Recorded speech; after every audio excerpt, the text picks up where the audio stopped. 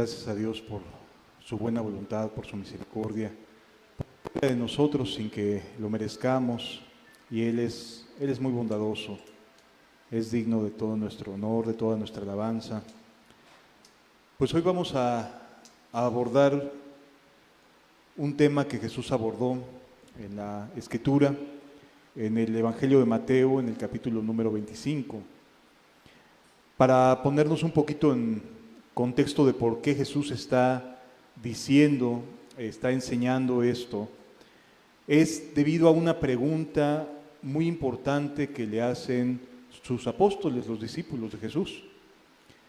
Ese día Jesús se encontraba en Jerusalén y los discípulos estaban de alguna manera explicándole a Jesús y enseñándole acerca de cómo estaban el templo, los edificios, porque para cuando Jesús vino a la tierra, el templo de Jerusalén era una estructura muy hermosa. El rey Herodes se había encargado de construir edificios aledaños al templo que hacían que éste luciera esplendoroso, hermoso, que la verdad cualquiera podría decir es que cómo Dios no puede habitar en un lugar tan espléndido, tan hermoso como es este templo. Y sin embargo nos encontramos con que después de que los discípulos están enseñándole los edificios, mira Señor, qué hermoso quedó esto, como diciéndole, aquí vas a gobernar, ¿sí? Aquí vas a reinar, porque la profecía decía que desde Jerusalén el Mesías habría de regir con vara de hierro, ¿sí? Y entonces los discípulos tenían seguro que Jesús era el Mesías, pero al mismo tiempo pensaban en que este era el momento en el cual Jesús habría de reinar, que habría de levantarse como rey y demostrarle al mundo entero que el Dios de los hebreos ha tenido siempre la verdad, ¿sí? Sin embargo, Jesús tiene un plan distinto por el momento. Y entonces le contesta a los discípulos, ven todo esto, todas estas hermosas obras arquitectónicas, no va a quedar piedra sobre piedra sin que todo esto sea destruido. Imagínense el choque de conceptos que se generó en la mente de los discípulos. Ellos esperaban que Jesús se levantara y demostrara que era el rey de los judíos, que hiciera de Jerusalén y del templo un lugar de adoración mundial.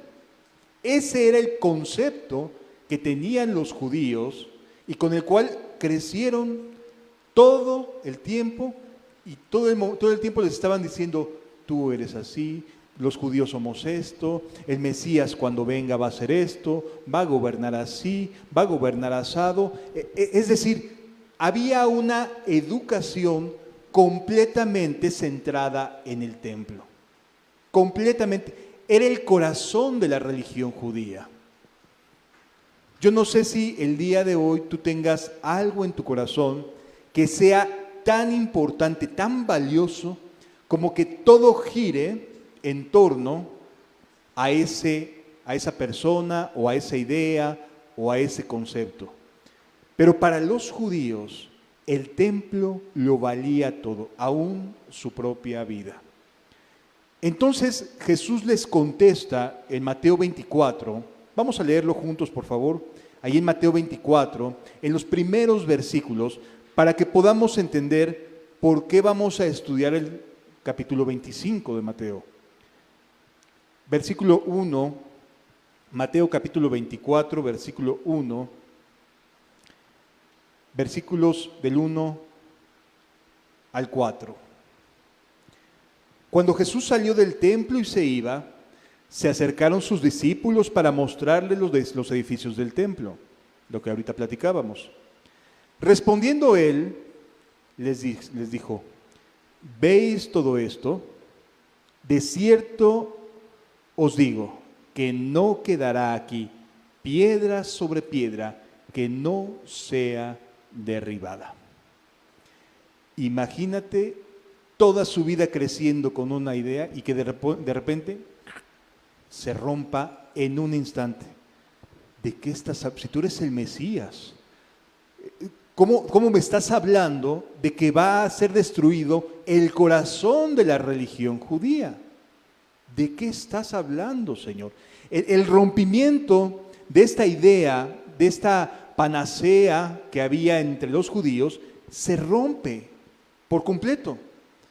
Así también muchas veces nosotros hemos crecido con cierta idea, con ciertos preceptos, y de repente Jesús nos dice, es que estabas equivocado. No era así. Y lo rompe. Eso provoca incertidumbre, porque entenderás que la vida de fe del hebreo, del judío, era el templo de Jerusalén. Y que de repente te digan, ¿va a desaparecer? ¿De qué estamos hablando? Sí les generó un choque, de tal manera que en el versículo 3 dice lo siguiente: y estando él sentado en el monte de los olivos, los discípulos se le acercaron aparte. Este asunto no lo se podía tratar así de manera pública, era algo muy delicado porque estábamos hablando del corazón de la religión judía. No era cualquier cosa. Hablar del templo podía convertirse en un crimen dentro de la esfera teológica de los judíos.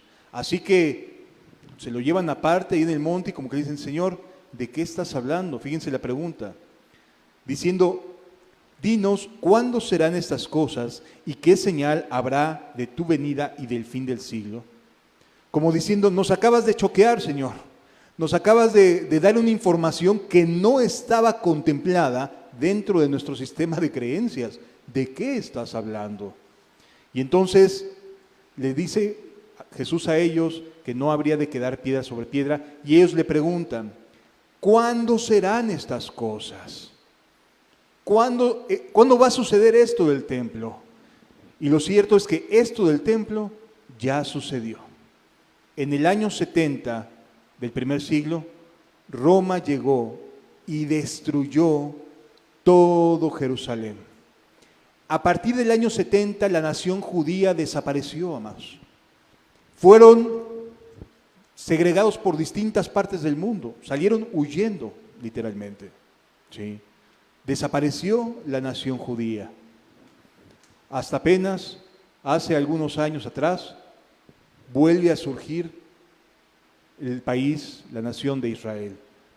Pero durante cerca de 2000 años no había Israel.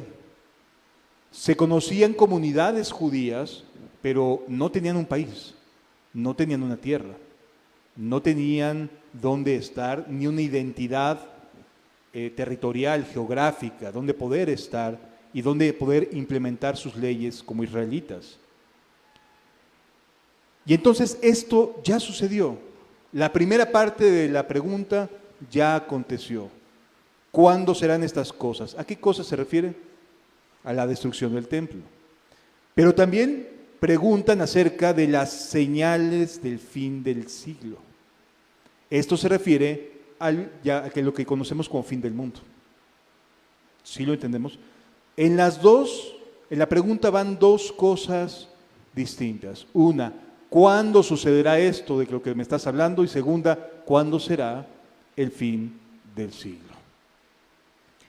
Y luego Jesús comienza a explicar una serie de señales, tanto para una como para otro concepto. Tanto para cuándo sucederán estas cosas, como también para cuándo será el fin del siglo. Mateo 24 no solamente nos habla del fin de los tiempos, sino de lo que sucedió en el año 70 más el fin de los tiempos. ¿Sí? Son dos conceptos a los que Jesús da respuesta en este capítulo 24. Pero lo que vamos a abordar es el capítulo 25. ¿Por qué? Porque no vamos a hablar ahorita de señales, prodigios, de las evidencias de que Jesús está cerca. Solo basta decir que cuando Jesús dice habrá guerras y rumores de guerras, está hablando de eventos globales, no de eventos regionales. Y tan solo en 100 años ha habido 2 guerras mundiales y vamos para una tercera. Entonces, no son cosas pequeñas en un periodo de 100 años. Podemos decir, siempre ha habido guerras, sí, pero son localizadas, son focos regionales, no mundiales, no que afecten de manera global a toda la humanidad. Es que siempre ha habido enfermedades y pandemias, sí, pero han sido en países muy geográficamente establecidos, muy fijos, no a niveles como los que vemos que suceden hoy en día, ¿sí? Así que sí, siempre ha habido, pero no como hoy. No como eventos globales. Y lo que Jesús habla son eventos globales. ¿Sí me doy a entender, amados? Ahora, ¿qué es lo que va a suceder? Y de eso se trata la plática del día de hoy. Esto solamente nos permite contextualizar del por qué Jesús aborda el capítulo 25, porque el capítulo 25 habla de lo que sucederá ya estando en el cielo. Ya cuando haya concluido o nuestra vida aquí en la tierra o haya regresado Él, nos habla de qué es lo que va a suceder en el cielo. Y entonces leemos a partir del versículo 1 de Mateo capítulo 25. Entonces, el reino de los cielos será semejante a 10 vírgenes que tomando sus lámparas salieron a recibir al esposo. En aquella época, la costumbre es que la mujer fuera virgen, no como hoy en día, en nuestros tiempos, que más bien es una cosa muy extraña que una mujer llegue sin haber estado con un hombre antes de su matrimonio. En aquella época lo normal era que las mujeres llegaran en un estado de pureza al matrimonio, lo mismo que los varones, ¿sí? Cuando hablamos aquí, cuando la Biblia nos habla de virginidad, hay que entenderlo no desde un punto de vista físico, porque aquí nos habla de una parábola. ¿Qué es una parábola? Una parábola es una enseñanza ejemplificada de tal manera que podamos comprenderla, ¿sí? Sí son verdades, pero son verdades que Jesús nos va a enseñar a través de un ejemplo, de algo que en aquella época era algo muy normal, hoy no, hoy tenemos que profundizar más acerca de la vida, de cómo actúa un pastor, de la vida de aquella época. Hoy tenemos que sumergirnos más en el estudio bíblico para darnos cuenta y colocarnos un poquito en por qué razón usaba ciertas parábolas, ciertos ejemplos Jesús de agricultura, de ganadería, de pastorado, de eventos climáticos, etcétera. Porque en aquella época la gente sí lo tomaba en cuenta, sí era parte de su vida de sociedad. Hoy en día no es parte de nuestra vida de sociedad, por lo tanto hay que estudiar un poquito más acerca de las características, de cómo vivían en aquella época para poder contextualizar adecuadamente las escrituras. Bien, Jesús nos va a decir, el reino de los cielos será semejante, está hablando en futuro, va a ser semejante, no está hablando en presente. ¿Sí? Está hablando de un evento que no será aquí en la tierra, sino de un evento que será hacia un futuro. El reino de los cielos será semejante a 10 vírgenes. 10 personas que ejemplifican toda la iglesia, todas aquellas personas que se han mantenido puras para el matrimonio, porque está hablando de un desposorio. ¿Sí? Está hablando de un momento muy importante en la vida de la sociedad, que es que dos seres humanos se unan y formen una nueva familia. Bueno, en aquella época el máximo de la mujer y del varón era poder llegar al matrimonio y formar una familia. Entonces, cuando dice será semejante, lo que está haciendo Jesús es ejemplificar, enseñarnos qué tan importante es ese momento. Está hablando de una boda, de lo que va a ser una boda, ¿sí? En el reino de los cielos se va a celebrar una boda entre los creyentes, entre la iglesia de toda la historia de la humanidad y Jesús. Ahora, estas 10 vírgenes representan a esa iglesia de Jesús que llega para las bodas, que está para casarse, que ya está elegida por el marido, por el esposo, para contraer matrimonio. No son los que pueden ser, no son los que algún día serán, sino son personas ya seleccionadas para el matrimonio. ¿Sí me doy a entender? Por eso hay que entender los contextos y entender que se habla del reino de los cielos y que cuando se refiere a las 10 vírgenes se refiere a las personas que Él ya decidió para casarse. ¿Sí lo vamos entendiendo? Ya las eligió para contraer matrimonio. Es la iglesia. Son 10 vírgenes. Dice, estas 10 vírgenes, dice, tomando sus lámparas, salieron a recibir al esposo. Ok. Lo primero que notamos después de saber que son la iglesia la que está representada aquí, ¿sí? No son personas, reitero, que van a ser iglesia, no. Se está refiriendo a personas ya seleccionadas, ya establecidas como vírgenes. Y entonces lo que hace Jesús es que divide en dos tipos de personas dentro de una iglesia o de las iglesias de Cristo a través de los siglos. Entonces el reino de los cielos será semejante a 10 vírgenes, la iglesia, que tomando sus lámparas, ¿cuál es la lámpara de la iglesia? La Biblia. La Biblia. Pero déjame decirte que hasta hace unos cientos de años, la Biblia no estaba conformada como hoy la tenemos, amado. Es decir, esta parábola no se refería a ese presente, ni siquiera a algunos siglos posteriores. Se refiere a cuando ya está toda la lámpara, todo conjuntado con todos los libros. ¿Sí? Entonces, nuestras lámparas son la Biblia. Ese librito que nosotros tenemos, esa es la lámpara. Toman sus lámparas. De ahí viene la santidad, de ahí viene la relación con Dios, de ahí viene la purificación de la lámpara. Salieron a recibir al esposo. Con la palabra de Dios, con lo que podemos recibir a Cristo. ¿Sí lo entendemos? ¿Con qué recibe una iglesia la palabra a Cristo? A través de su lámpara. La Biblia está presente entre las 10 vírgenes. No estamos hablando de congregaciones de shows, de estridencia. No estamos hablando de congregaciones donde la Biblia no es el centro de la enseñanza, de la edificación del pueblo de Dios. No, estamos hablando de lugares en los cuales la Biblia es con lo que se llega a Cristo. ¿Sí lo entendemos? Estamos hablando de la iglesia. Estamos hablando de personas que tienen en la lámpara, en Cristo, en la Biblia, la manera en la cual se llega con Cristo y que confían en la Biblia. No estamos hablando de grupos religiosos que más o menos medio tomen la Biblia, no. Estamos hablando de personas que toman la Biblia en serio. ¿De acuerdo?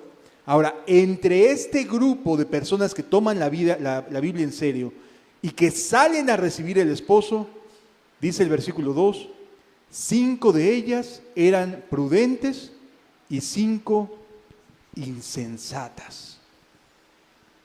Es decir, está dividida la iglesia, la mitad en personas que ya están caminando, pero que están siendo insensatas, y 5 que ya están caminando y son prudentes. ¿Sí? Esto no tiene que ver con que si estoy en pecado, no estoy en pecado, si ya soy salvo, si no soy salvo. No tiene que ver con esto. Esta parábola está dedicada a personas ya salvas, ya vírgenes, ya limpias. Y entre esas personas hay 2 clases de actitud en la vida de cada uno. La insensatez, o la prudencia. Qué curioso, porque cualquiera diría, pues ya estás dentro, ¿no? No, amado, hay que ser prudente. Como creyente hay que ser prudente. No vayamos a creer que por el hecho de ya estar en santidad o que estar caminando con Dios, ya estamos del otro lado, porque podemos ser insensatos. Podemos caer en esta mitad que tiene insensatez en su vida. Sí. ¿Qué significa ser prudente? ¿Y qué significa ser insensato? La propia parábola nos lo explica. No tiene que ver con qué tan hábil soy en ciertas cosas, qué tanta seguridad puedo tener en unas cosas y en otras. No, no tiene que ver con acciones, tiene que ver con lo siguiente. Versículo 3. Las insensatas, a esto le llama Jesús insensatez, tomaron sus lámparas. Sí, tiene la Biblia. No tomaron consigo, ¿qué? Aceite. Para que una lámpara sirva, no nada más se necesita que sea la forma y que pueda servir para dar luz. Necesitaba, ¿qué? Aceite. ¿Esto qué significa? Que podemos saber Biblia, que podemos tener en la Biblia la forma correcta de todas las verdades para nuestra vida y no tener aceite en ella. Qué tremendo saber todo lo que Dios me pide y tratar de hacerlo sin el Espíritu Santo. La semana pasada hablábamos acerca del Espíritu Santo. Y hoy es exactamente el mismo énfasis de esta parábola. El Espíritu Santo debe de estar llenando esa lámpara para que dé luz y funcione. Porque, amado, la noche se va a poner más densa y solo quienes tengan luz en sus lámparas podrán ver cuando llegue el esposo por ellos. Sí me doy a entender, no es un juego y te ruego que jamás lo tomes como un juego, porque tiene que ver con estar en el reino de los cielos o no estar. Para muchas personas, el decirme cristiano, el creer en Jesús, el leer la Biblia, el orar, el congregarme, es como si ya estuviera del otro lado. Amado, de verdad no es así. Si el Espíritu de Dios no mora abundantemente en ti, no quiere decir esto que no haya llegado, sí, está. Por esa razón usas la Biblia y por esa razón has decidido que la Biblia sea tu forma de vida, ¿verdad? Eso solo lo hace el Espíritu, no cabe duda. Pero no solamente se basa en llenar una vez el depósito de aceite, porque tu vida es bastante larga todavía. Y si no llenas el depósito, el lugar donde va el aceite en esa lámpara, no va a servir de nada, aunque tengas esa lámpara para tu vida. En otras palabras, la seguridad de los santos, del reino de Dios para nosotros, solamente depende de una persona. Ya Jesús hizo lo que iba a hacer. Ya Dios, el Padre, hizo lo que iba a hacer. Depende de solamente una persona, hoy en día, el Espíritu Santo de Dios. Relacionarnos con el Espíritu de Dios, tener comunicación, orarle al Espíritu Santo, debe ser algo cotidiano, debe ser la fuente que esté llenando nuestra lámpara, la Biblia, que nos esté alumbrando. Porque muchas veces leemos y no entendemos. Y tienes una Biblia y la lees y no la entiendes. Y la vuelves a leer y ya como que te brilla un poquito, pero sigues sin entenderle bien. El Espíritu Santo es quien alumbra, quien nos abre la palabra de Dios y nos la explica. Entonces, la prudencia y la insensatez está vinculada con tu relación con el Espíritu Santo. Y si no tomas en cuenta una relación real con el Espíritu Santo, amado, vas a tener formas correctas, vas a tener doctrina sana, vas a escuchar palabra sana, vas a tener formas y formatos que pueden ser de buen testimonio, vas a tener todo lo ideal para poder entrar en el reino de los cielos y estar dentro del rango de las imprudentes. Porque el Espíritu Santo es Dios. Y nos relacionamos con Él o no. Y si nos relacionamos con Él, entonces vamos a estar agregando aceite a nuestra lámpara, a la palabra de Dios. Y es ella la que nos va a guiar al reino de los cielos, amado. Si lo vamos entendiendo, si alcanzamos a entender la importancia que tiene el Espíritu Santo en nuestro presente para poder estar con Él en el futuro, no es cualquier cosa. Las insensatas sí tomaron sus lámparas, pero no tomaron aceite. Mas las prudentes tomaron aceite, y fíjense qué interesante. Primero dice, tomaron aceite. ¿A qué le dieron más importancia? Al aceite. Ya tenían la lámpara. Como tú y yo hoy tenemos las Biblias. Ya tenemos la lámpara, amado. ¿Qué nos falta? Darle importancia al aceite. Darle importancia a nuestra relación con el Espíritu de Dios. Porque es Dios también. Y mora en nuestro corazón. Y Él requiere que estemos continuamente llenando nuestra lámpara. Sí. ¿Quiere decir con esto que no está? No, sí está. Pero tiene que estar llenando nuestras vidas, amado. Tiene que estar dándonos propósitos, enseñándonos, capacitándonos, mostrándonos al Padre y al Hijo. Esa es su labor para cada uno de nosotros. Y tardándose el esposo, cabecearon todas y se durmieron. Llevamos 2000 años. Todos estamos cabeceando, amado. Todos tenemos alguna otra cosa en la cual pensar hoy en día. Sí, no negamos que pensamos en Dios. De ninguna manera podemos decir, no, yo sí estoy bien prendido. Yo sí estoy bien avivado. Amado, todos en una u otra manera estamos cabeceando. Por distintas causas, por distintos motivos, pero todas cabecearon, las prudentes y las insensatas. La iglesia hoy en día está adormilada.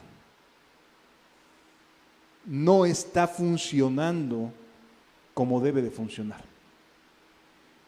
Y hay que ser honestos. No está trabajando como debe de trabajar. ¿Qué es lo que va a suceder? Bueno, pues estamos dormidos y dice el versículo 6. Y a la medianoche se oyó un clamor. Aquí viene el esposo, salid a recibirle. Aquí viene el esposo, salid a recibirle. ¿A quién van dirigidas estas palabras? ¿A los que no les interesa? No. Están dirigidas a nosotros. Aquí viene el esposo, salid a recibirle. Todos estamos adormilados, amado. Y a todos nos va a sorprender que llegara ese día. Ay, no me lo esperaba. Pero qué bueno que tengo una relación con el Espíritu de Dios. Porque entonces tengo suficiente luz para salir a recibirle. Sí me doy a entender, amado. Y a la medianoche se oyó un clamor. Aquí viene el esposo, salid a recibirle. ¿Esto qué significa? Que las cosas se van a poner mucho peor. Vamos a llegar a niveles de maldad nunca vistos. Los próximos años, la oscuridad va a ser la peor moralmente que ha existido en el mundo. Y todo mundo se va a empezar a acostumbrar a la maldad, si no es que ya está acostumbrada a mucha maldad. Ya hemos normalizado muchas mentiras, muchas maldades, muchas conductas inadecuadas, ya son normales, están normalizadas. Pero todavía se va a poner más densa la oscuridad. La medianoche es el momento más oscuro. Y en ese momento se oye el clamor. Obviamente es el momento de mayor sueño. Aquellos que se dormían, por ejemplo, en esta parábola, cuando caía el sol, 7, 8 de la noche, la medianoche ya están, pero sí bien dormidos. Sí. Y en ese momento que te despierta el grito de levántate, aquí viene el esposo, te levantas, te arreglas y agarras tu lámpara, porque ya es salir a recibirle, ¿eh? No es será o no será, no. A medianoche se va a escuchar el clamor diciendo, salid a recibirle. Ya no va a haber mucho tiempo, para decir, ay, no estaba listo. Ya no va a haber mucho tiempo. Se va a oír el grito y es, agarra tus chivas y córrele, porque aquí viene el esposo. Entonces, dice el versículo 7, entonces todas aquellas vírgenes se levantaron, todas. Sí, pues sí, vámonos, ya llegó el momento. Qué difícil va a ser para muchos darse cuenta que llegó el momento y que no estaban listos. Porque van a agarrar sus lámparas y están apagadas. Porque se durmieron, todos se durmieron y están apagadas. Estaban cabeceando, estaban pensando en lo que voy a hacer mañana, en lo que voy a hacer en un año, en lo que voy a hacer mi proyecto de vida. Y así están muchas personas hoy en día, diciéndose creyentes, no pensando en Cristo, sino pensando en qué voy a hacer en mi futuro. Y así están. Salida a recibirle, los agarra, los despierta a todos. ¿En dónde radica la diferencia? Dice la Escritura, entonces todas aquellas vírgenes se levantaron y arreglaron sus lámparas, porque la lámpara es la más importante durante la noche, para salir a cualquier lado. Y las insensatas dijeron a las prudentes, dadnos de vuestro aceite, porque nuestras lámparas se apagan. No, amado, es que ser imprudente, insensato, no es cualquier cosa en los últimos tiempos. A lo mejor hace algunos siglos, pues bueno, ser insensato te podía tener más decisiones, consecuencias que no son agradables, pero morías tranquilo en la fe. Cuando Él venga, la insensatez se va a convertir en un problemón para muchas personas, en un verdadero problema, porque se van a dar cuenta que no están listas para enfrentar la oscuridad que viene de frente, porque el marido va a venir y yo salgo a recibirle. Yo agarro mi lámpara y salgo. No es que va a llegar hasta mi puerta y me va a alumbrar, no. Yo salgo en la densidad de la oscuridad para recibirle. El último tramo de la historia de la humanidad, como lo estamos conociendo y lo vamos a conocer, será tan densamente oscuro que de lo único que podemos echar mano es de la Biblia y del Espíritu de Dios. No va a haber otro.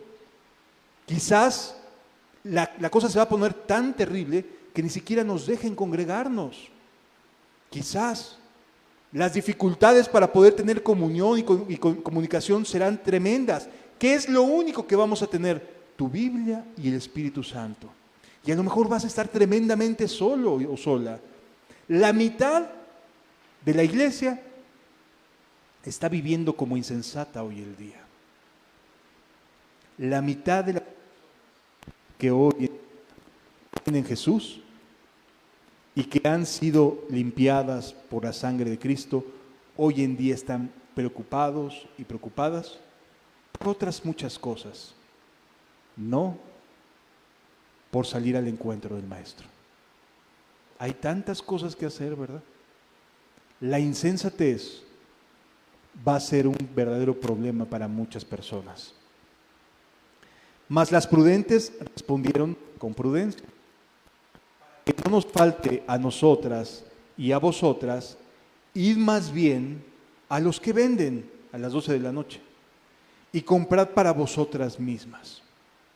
Y sí, tuvieron con lo poco que les quedaba buscar la manera de ir a comprar más aceite. Y esto es muy interesante, amado. ¿Qué significa ir a comprar aceite? En la Biblia nos habla acerca de comprar la verdad y no venderla. Nos habla acerca de acudir a comprar sin dinero, nos dice Isaías, y sin precio, y nos va a ser dado. Pero en el proceso de arrepentimiento de las insensatas, muchas se van a quedar sin alcanzar a entrar. Gran parte de la iglesia no va a entrar si no se convierte a tiempo de su insensatez. Y entiéndase, la insensatez hoy en día es todavía fácil poder desecharla. Es una entrega y una consagración lo que hay que darle la vuelta y convertirnos en personas que en verdad pongan a Dios en primer lugar, que en verdad pongan en su comunión con el Espíritu Santo como en primer lugar. Hoy en día la gente quiere emociones. Háganme sentir cristiano, que me haga sentir que sí puedo, que sí lo voy a lograr. Y hay muchos promotores de personas que están queriendo motivar, ¿no? Como grandes motivadores profesionales.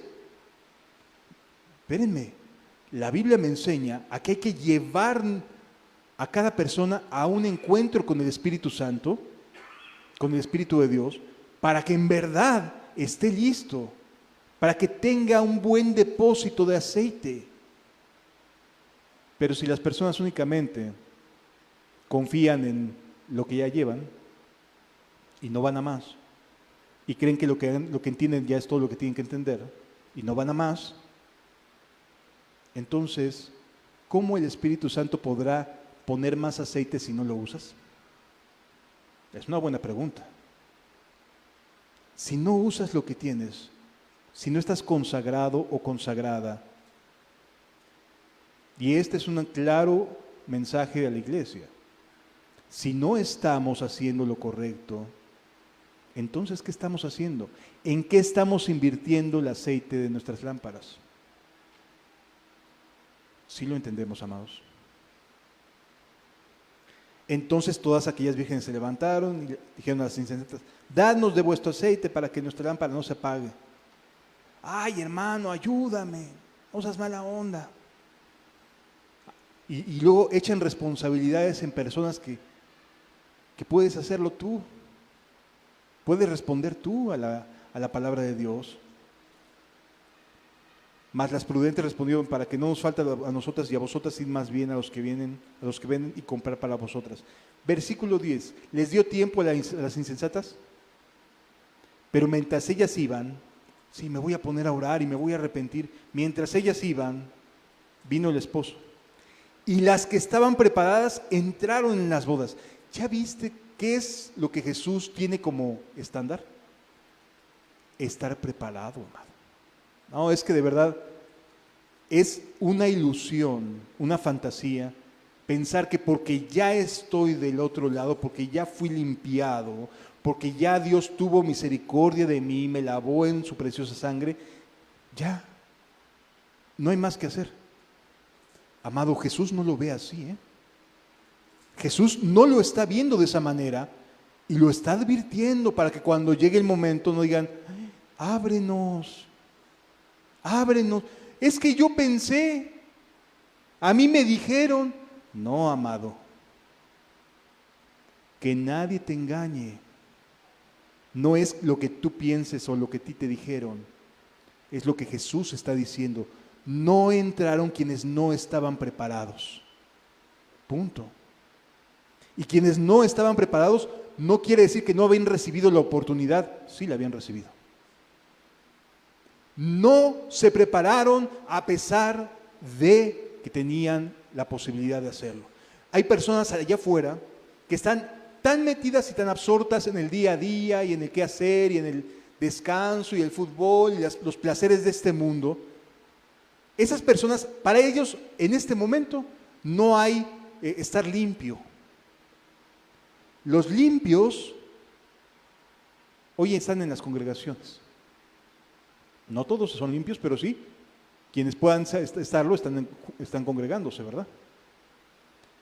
Bueno, entre todos los que estamos limpios, la insensatez va a ser un tropiezo tremendo. Qué importante es entregarse de todo corazón al Espíritu Santo. Decirle: Señor, ya no quiero que mi voluntad se pelee con la tuya. Ya no, me rindo. Ya no quiero seguir. Si tú no estás ayudándome, perdón, ya no quiero seguir adelante. O me ayudas tú, yo no quiero tratar de hacer cosas que no puedo. Te ruego tu ayuda, Señor. Sí lo vamos entendiendo, amados. Jesús nos está diciendo, pero mientras ellas iban a comprar, vino el esposo. Y las que estaban preparadas entraron con él a las bodas y se cerró la puerta.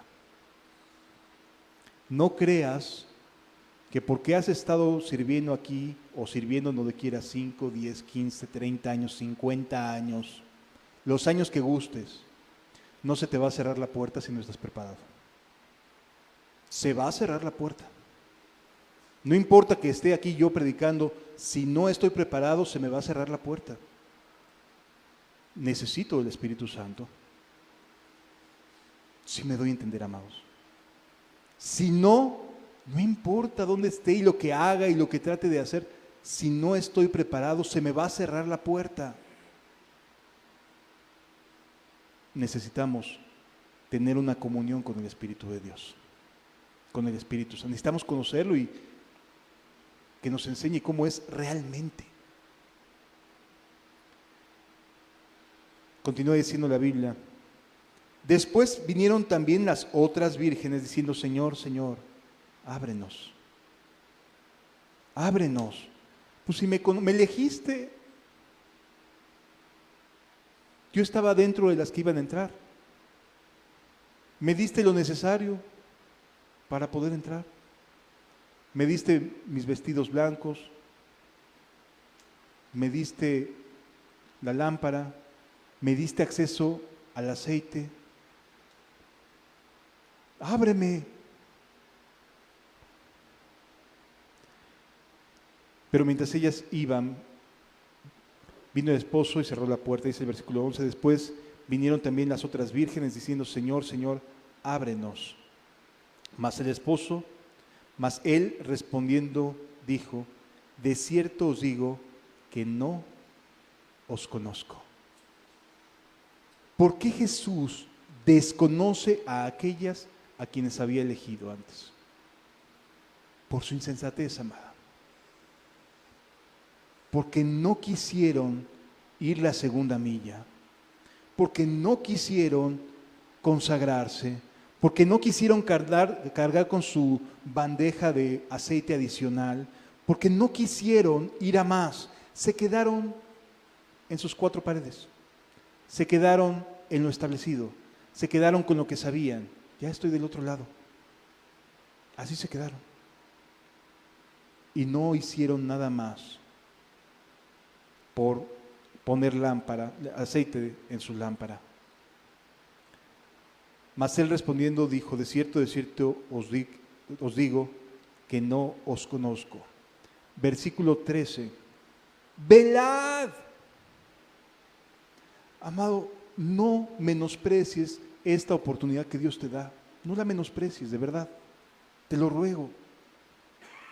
El Espíritu de Dios quiere ayudarte, quiere que camines, quiere bendecirte. No lo menosprecies. Velad pues, porque no sabéis el día ni la hora en que el Hijo del Hombre ha de venir. Para muchas personas ya pasó bastante tiempo, ¿no? Híjole, es que 2000 años, no sé, no son nada sencillos. Pero, amado, estamos en el tiempo correcto todavía.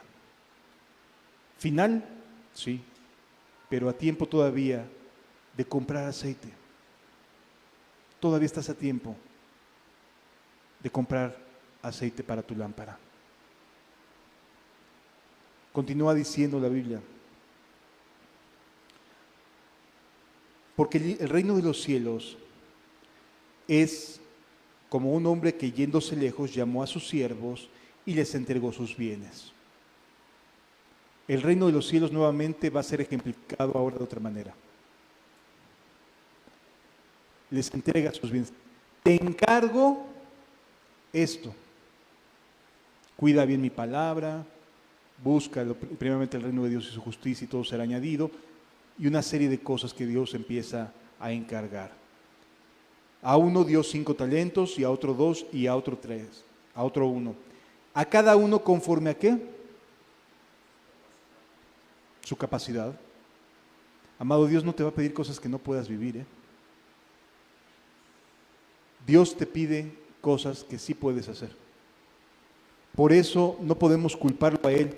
Ay, Señor, es que no me ayudaste. No, es que ya decidió que sí puedes hacerlo. No quieres, es otra cosa. Pero sí puedes vivir conforme a su voluntad. Que no quieras hacerlo es decisión tuya, no de Él. He conocido a lo largo de mi vida como creyente, como pastor, a personas que no quieren avanzar más, que se detienen cuando Dios les exige algo más de ellos mismos. Y que dicen, es que yo no entiendo por qué Dios me pide esto. Y se detienen, se estancan. Ya no continúan caminando porque sienten que Dios no puede pedirles esto o aquello. Amado, cuando estamos caminando con Jesús, en verdad, te lo digo, la renuncia a muchas cosas muy queridas es continua. Nos va pidiendo y pidiendo y pidiendo y pidiendo. ¿Por qué? ¿Porque nos quiere hacer pedazos? ¿Porque es malo y no quiere nuestra felicidad? No. Porque lo que no quiere es que tú seas infeliz. Ah, pero pues si me gano el billetito de lotería, ¿cómo voy a ser infeliz? ¿No? Pues es un buen billete. Harías pedazos tu vida con ese dinero. Por eso no te lo da. Te conoce. Por eso no te da más. Porque harías trizas tu vida. De verdad, lo que no tienes no es porque Dios no quiera dártelo, sino porque no sabes qué hacer con lo que pudiera darte. El Señor Jesús cuida de tu alma hasta para eso, para que no agregues mal a lo mal que ya vas. Por eso no te da muchas cosas. Por eso no hay tantas cosas que quisiera Él hacer con tu vida. Pero primero necesitas confiar en Él y renunciar a ti. Aquí nos enseña que los talentos, esto de talentos no son capacidades, no es como en la televisión de conozca su talento, no. Talento era una medida de peso, es decir, era la máxima medida de peso. Un talento equivalía a 27 kilos de algo, ¿sí? 27 kilos era un talento. Normalmente con ello se medía la sal, se medía la plata, se medía el oro, se medía el hierro, en talentos, por los volúmenes grandes que se manejan, ¿sí? Y entonces la Biblia nos habla de que el talento es la máxima medida que se tiene. Cuando Jesús dice, a uno le dio 5 talentos, quiere decir que le dio arriba de 100 kilos de algo para negociar. Oro, plata, algún bien. Si multiplicas 27 por 5, estás arriba de 100 talentos. Son 110 kilos de algo. Oro, plata, bronce, piedras preciosas. A otro le dio 3 y a otro le da 1 talento. Cada uno conforme a su capacidad. ¿Por qué? Porque nos conoce. Sabe lo que podemos y lo que no podemos hacer. Y no nos pide más de lo que nosotros podamos otorgarle, ¿sí? Pero hay personas que ni siquiera quieren hacer algo con lo que Dios les da. Fíjense, versículo 16. Y el que había recibido 5 talentos fue y negoció con ellos, se puso a trabajar. Y ganó otros 5 talentos. Asimismo, el que había recibido 2, ganó también otros 2. Pero el que había recibido 1 fue y cavó en la tierra y escondió el dinero de su señor. Buscaba comodidad. No quería esforzarse, no quería consagrarse a trabajar. Lo que quería era llevársela light, tranquilo, sin problemas. Este personaje no trabajó con lo que tenía, con lo que le fue dado. Después de mucho tiempo, dice el versículo 19, vino el señor de aquellos siervos y arregló cuentas con ellos. A ver, ven, ¿qué hiciste con lo que te di? Versículo 20 dice, y llegando el que había recibido 5 talentos, trajo otros 5 talentos, diciendo, Señor, 5 talentos me entregaste, aquí tienes, he ganado otros 5 talentos sobre ellos. Y su Señor le dijo, bien, buen siervo y fiel. ¿A quiénes llama Jesús buen siervo y fiel? A los que están trabajando, no a los que no estén trabajando. A los que están haciendo algo con su vida, a los que estén haciendo algo con sus capacidades, con sus habilidades, con sus talentos, para su Señor, para el servicio de Dios. Todo mundo puede trabajar para ganar dinero y traer en la bolsa, todos. Pero no todos están sirviendo al Dios vivo y verdadero. En aquellos para quienes estén sirviendo al Dios vivo y verdadero, que tienen esa posibilidad, es esta parábola. ¿Está sirviendo a Dios o no? Porque aquí hay uno que se le dieron 5 talentos y se puso a chambear. Oye, ¿qué va a tardar tu maestro? No importa, si consigo 15 adicionales está bien, si consigo 10 adicionales está bien. Aquí nada más le alcanzó para otros 5 talentos. O sea, le dieron 110 kilos de dinero, plata u oro, y regresó con el doble de lo que le había sido dado. Me entregaste para guardar y cuidar 10 almas. Gané otras 10, Señor, y las 10 se mantuvieron fieles. Sí me doy a entender. Me encargaste que hiciera esto, Señor. Aquí está esto, más gané con esto que me diste, esto otro. Me diste capacidad para hablar. Trabajé, aquí está lo tuyo, más gané esto otro para ti, Señor. Es decir, servir es cada uno conforme a su capacidad, pero sí ponerse a trabajar. Sí poner a trabajar lo que hemos recibido. Sí lo vamos entendiendo, amados. Y ahí en 1 Corintios hay un montón de posibilidades de dones. Que vamos a hablar de ellos, por supuesto, porque queremos conocer al Espíritu Santo, ¿no? Queremos que se llenen nuestras vasijas de aceite,